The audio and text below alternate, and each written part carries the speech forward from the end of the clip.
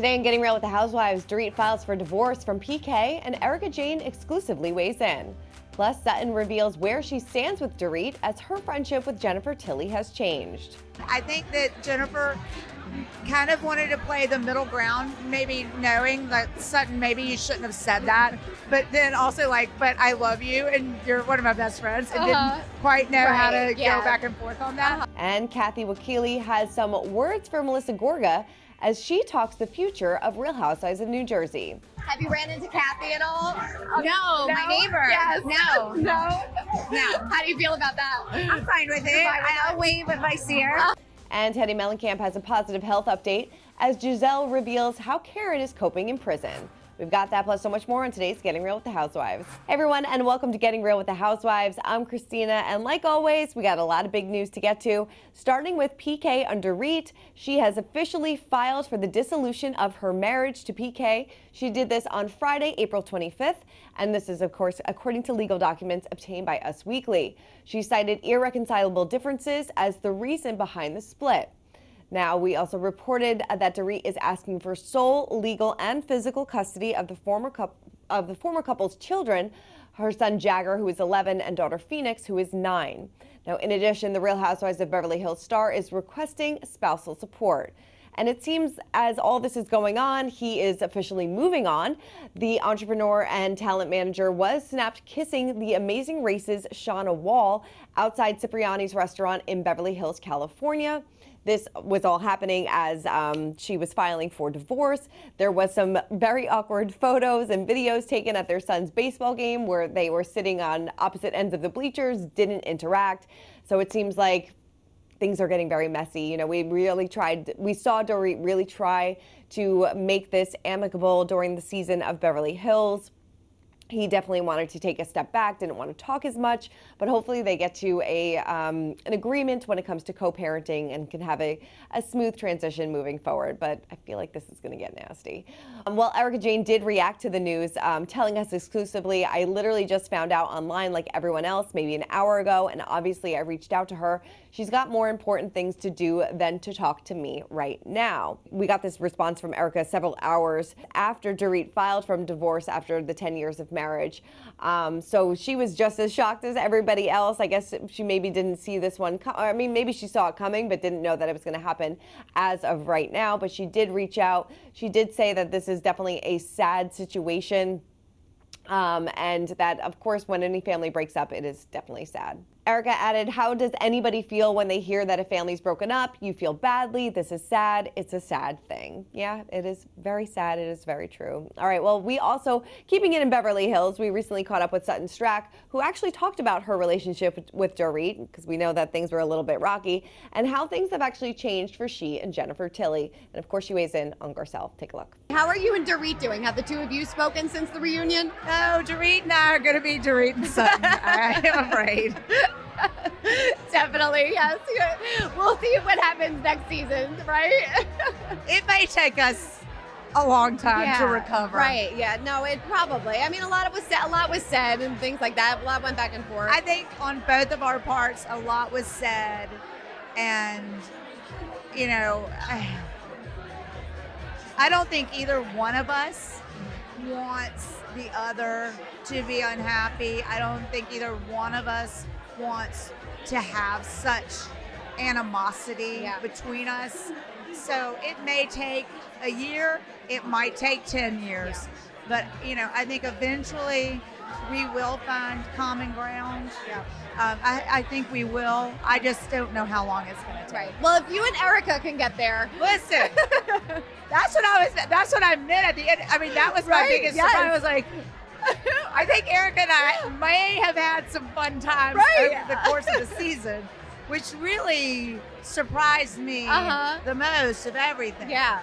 You know, I wasn't surprised that Garcelle could speak so wonderfully and eloquently to my mother. Not surprising. Yeah. I wasn't surprised that my mother said, I love you.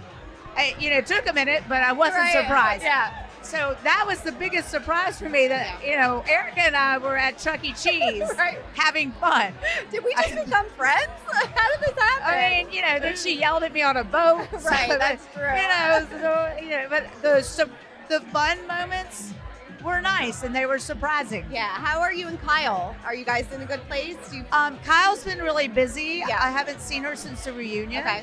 I've been really busy. I think we all kind of had the great diaspora after the reunion. So, I'll see Kyle hopefully when I get back to Los Angeles. Sure, yeah. Was it so fun having Jennifer on the show? Yes.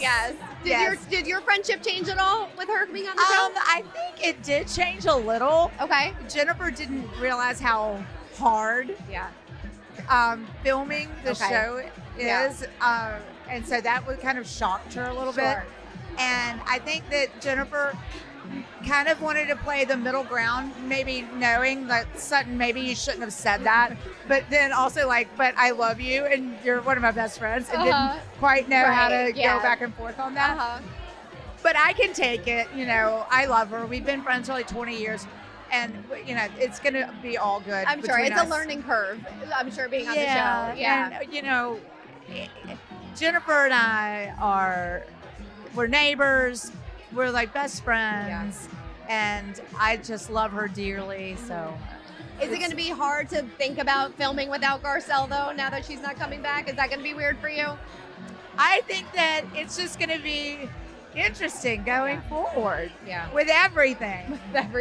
Yeah, I feel like everybody in Beverly Hills just needed a step back and to kind of reset and maybe wait for the dust to settle after the reunion and let relationships kind of mend themselves. All right, well, this is very exciting and very good news. Teddi Melanchamp is celebrating exciting news with her battle with brain cancer. She said recently on Instagram, honestly, the crying is already done, but I just finished with all of my scans and my tumors have significantly shrunk, which doctors believe means that this all will work and that I will be able to be back to myself and feeling good. She explained that she has 2 more sessions of immunotherapy and then will hopefully be done and cancer-free. She said, I'm going to keep a positive outlook because that's the way my doctor just spoke to me. He's like, you did this, you got this. She said, you got that Melanchamp blood, so you're good. I'm so excited for her. This is such wonderful news. She said, all tumors, stage 4, metastasized melanoma in my brain and lungs shrunk or disappeared, so I have 6-ish more weeks of immunotherapy, and doctors believe I will be healed if everything stays on course. Thank you to everyone who has sent their love, prayers, and positivity.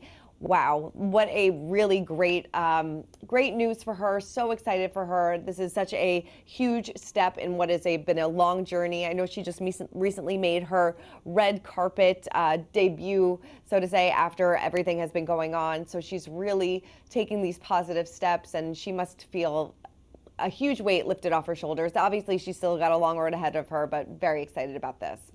All right, well, the Real Housewives of Potomac's Jazelle Bryant is updating fans on Karen Huger's life in prison. The Bravo reality star was on a recent episode of Watch What Happens Live with Andy Cohen and said that Karen is thriving behind bars and is beloved by her fellow inmates and guards at the prison where she is currently incarcerated. Are we really surprised by this? Not really. She said, I have been in contact with someone that's very close to her about her safety and all that. She said, from what I understand, they love her up in where she is right now. They absolutely love her. They are loving the Grand Dame. And she's running that thing. Like I said, not very surprised. She added, I feel very good about the fact that she's safe. She added that Karen's husband, Ray, is still adjusting following Karen's incarceration.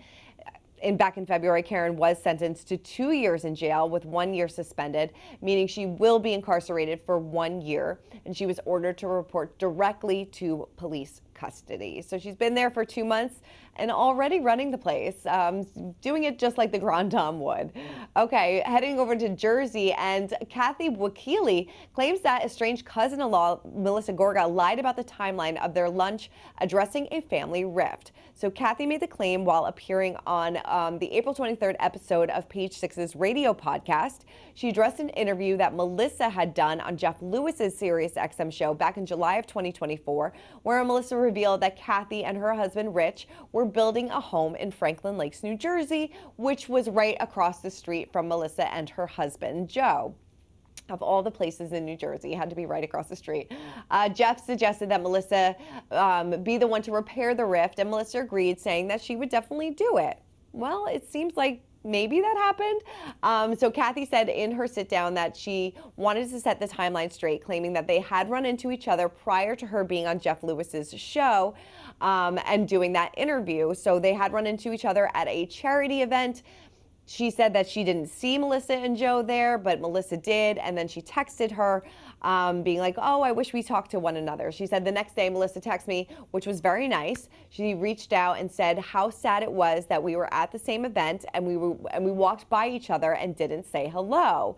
Well, Kathy thought that was a little strange because Kathy was like, why didn't Joe say anything if he saw her and didn't come up to her? Well, Kathy said that they met for lunch and then Melissa later appeared on Jeff's show and acted like, oh, that's a good idea, Jeff, when they had already had their lunch. This is very convoluted. Kathy said their lunch reunion went fine with nothing harsh said, but she did remind Melissa of the things that went down. As we know, they have a very troubled past. According to Kathy, she didn't think the lunch went as Melissa would have liked it to go, suggesting that her cousin-in-law might have wanted to bury the hatchet as part of a potential storyline. She said, I am not a storyline, I am my own life. Well, that is very true. Well, as for Melissa, a rep did tell Page 6 in a statement that Kathy asked Melissa to please not tell anyone about the lunch and asked her not to mention it on her podcast or in the press. Melissa honored Kathy's wishes and never said it happened. Whew. Well, you know, this is a lot going on here. It seems like they had lunch, wasn't happy that she talked about it. When I spoke to Melissa recently at our Us Weekly Made Informed party, I asked her if she actually has seen Kathy. She said that they just have waved to Rich along the street. So she didn't mention anything about the lunch either. So maybe they did have some sort of agreement that they weren't going to talk about it in the press. But we did talk to Melissa about a lot more than just Kathy. We talked to her about the future of New Jersey and what she thinks it might look like. Take a look. Yeah. Would you want to come back? No, Yeah, you would. I Okay. would come back. Yeah, for sure. Would it have to be with a different cast? Or? I think yes. Yeah. It seems like that's why they're waiting so long, right? Yeah. Or do you Yes. feel like now enough time has passed where you could step back into that same? No. No. Yeah. Why would we? It doesn't make any sense. Right. Yeah. It makes no sense. No. That's right. what I would say. Also, I think everybody would kind of say like, they're not holding us this long to do the same thing. Sure. Yeah. No, right. Yeah. Not just waiting for the dust to settle. I'm gonna just keep saying never say never because crazier things have happened. every time I say never, then never happens. Uh-huh. So I'm just not gonna say it. Right. Would you do a spin-off of just you and Joe and the family? I don't know. It would have to be the right situation. Okay. There's definitely things that we've been talking about. Sure. But it wouldn't be. It would be a little different spin. Yeah. Let's just put it that way. Yeah, definitely. How have the relationships with the girls changed since camera stopped rolling? Or have you remained the same friends with everybody that you were friendly Yeah, with I'm on the still show? friendly with everyone I was. Yeah, Okay. we're all really tight. Yeah, we that's are. amazing. You know, so it's great. We're still a really good group of friends. We all talk to each other. We spend time together. Like Margaret's here tonight. Yeah. Daniela's here tonight. So it's been good. Yeah. It's been good. Have you ran into Kathy at all? No, my neighbor. Yes. No. No. How do you feel about that? I'm fine with it. I'll wave if I see her. Uh-huh. Yeah, I haven't seen. I've seen Richie drive by. That's about it. Just a little wave. Yes. We're good. Yes. So what else is in the pipeline then? Right now, there's a couple new things coming out that we can't talk about Sure, yet. yeah, So definitely. there's definitely some things in the works, and you know, we're just working, we're grinding over there. Yeah. Well, so many questions about the future of the Real Housewives of New Jersey. Hopefully we get some answers soon. Wrapping it up with my favorite story of the week, Christian Seraniano revealed that he still only has one housewife that pays for his clothes. He told Page 6 that Bronwyn still pays. Bronwyn bought 2 dresses yesterday, so anyone that says Bronwyn doesn't pay, she does. The Project Runway star also shared that he's sometimes willing to provide a dress for free, but there are some stipulations. He told the outlet, I think if you're winning an Oscar, it's a little different. Yes, that's true. He said, if you're going to win an Oscar in it, no problem. A little different than like going to the corner store on the episode of The Housewives. Ooh, a little dig there. Well, nice to know that Bronwyn still pays for her dresses. All right, well, that is it for this week's episode of Getting Real with the Housewives. Keep commenting, keep subscribing, and I'll see you next week.